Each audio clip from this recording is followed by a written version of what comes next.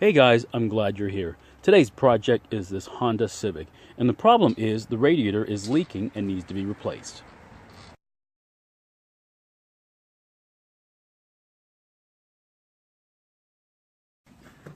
After returning to the car, a small puddle of coolant was seen underneath it.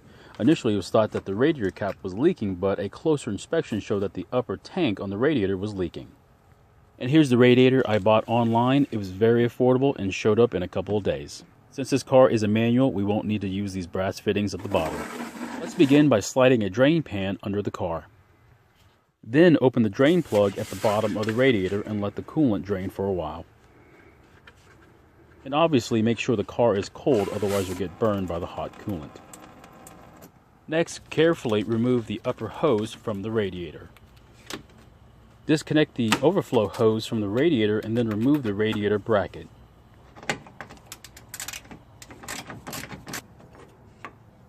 And to remove the overflow tank, simply pull up on it. This makes disconnecting the electric connector for the fan easier.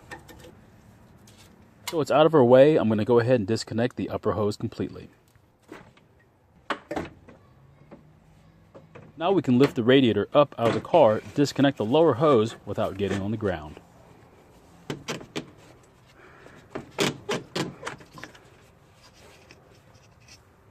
And now is a good time to compare the radiators to make sure the new one is the right one. Next, remove the two rubber grommets at the bottom of the radiator. I find it easier to put them back in the car.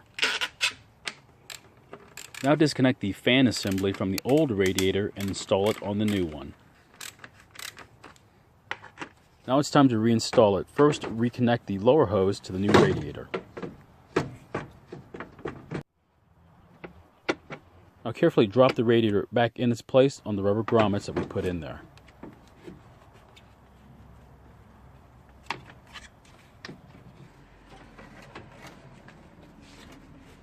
Reinstall the top mounting bracket and then reconnect the fan's connector. Now reattach the upper radiator hose to the engine and the radiator.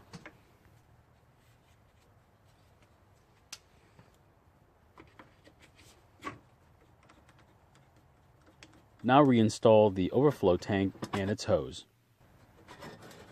Now it's time to fill up the radiator with some coolant, bleed the air out of the system. Once that's done, we'll go for a very careful drive and watch the temperature gauge, make sure it doesn't overheat. Thanks for watching Inside House Garage. Like, comment down below, and don't forget to subscribe if you haven't already, and I will see you guys next time.